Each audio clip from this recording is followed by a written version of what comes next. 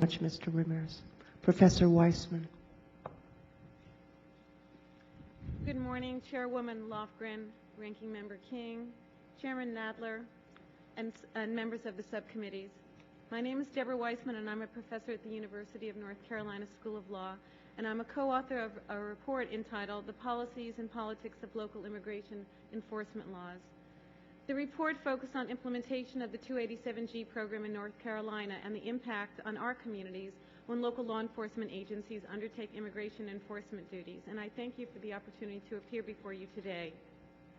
In North Carolina, several communities that are participating in the 287G program have histories of racial violence and traditions of white supremacy, which often contribute to an environment hostile to the local Latino community. 287G, whether it operates in the field or in a jail, is not a program that can be simply handed off to localities without consideration of history and context. It's a program that often serves to reinforce local practices of racism and racial bigotry. In North Carolina, some local elected officials, including those who have signed on or supported 287G agreements, have publicly expressed views that have denigrated immigrants regardless of their status based on racist stereotypes and baseless assumptions. Let me provide some examples. Shortly after signing on to 287G, Sheriff Terry Johnson of Alamance County made brazenly racist claims about Mexicans, stating, "Their values are a lot different, their morals, than what we have here," Johnson said. "In Mexico, there's nothing wrong with having sex with a 12 or 13-year-old girl." Before the 2004 presidential election, the same Sheriff Johnson threatened to go door to door to investigate the immigration status of registered voters with Hispanic last names, a scare tactic not new to African Americans in our state. Consider the comments of Johnson County Sheriff Steve Bizzell. Bizzell was a member and then president of the North Carolina Sheriff's Association in 2007, the same year that the association issued a resolution referring to undocumented immigrants as illegal alien invaders. Bizzell stated that Latinos are breeding like rabbits and that they rape, rob, and murder American citizens. He called Mexicans trashy. He reminisced about the Johnston County of his youth when immigrants were all in a group down a path somewhere in a camp, even though he admitted that living that way was bad for them as human beings.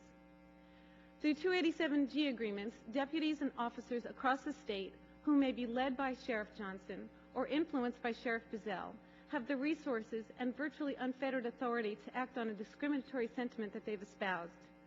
Such a situation cultivates the illegal activity of racial profiling.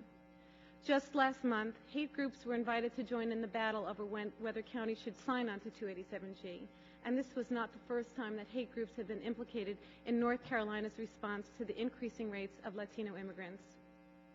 History demonstrates that there's a very thin line dividing anti-immigrant laws from those that diminish the civil rights and due process protections of citizens, and I'd like to share two stories today. The first, Paul Quadros, a professor in the School of Journalism at UNC and a U.S. citizen. He describes being pulled over on his way to a soccer game with his friend Francisco in Chatham County, where there's currently contentious debate about whether to sign on to 287G. He says, "I knew instantly what was going to happen. We were two Hispanic men in dark sunglasses on a slow Sunday afternoon. After asking for my license and registration and keeping me and Francisco waiting for what seemed an unusually long time to check my information, the officer told me why he had stopped me. He said my license plate monthly sticker had faded. The year was fine, new in fact, but the month was hard to see. He just wanted to let me know that. I knew exactly what he wanted me to know." Professor Quadros says, "If you've never been racially profiled, then you don't know how much control it takes to restrain your anger over the violation of your civil liberties."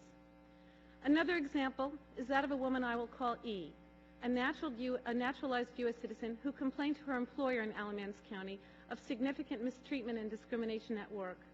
He told her she was crazy to think that she would have any recourse, and because she was an immigrant, she should stop complaining.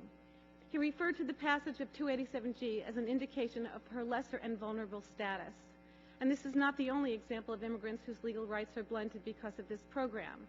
One major concern is the impact that this program is having on victims of domestic violence and other crime victims who are terrified to call the police for protection, seek assistance, and aid in law enforcement efforts. These are just a few of the examples that indicate the rippling effect of 287G in the community. Given the local cultural practices and histories that mediate the implementation of what remains federal law and standards, we need a moratorium on this program until there can be an assessment and until greater safeguards, oversight, and accountability can be provided. Thank you. Thank you very much, Professor.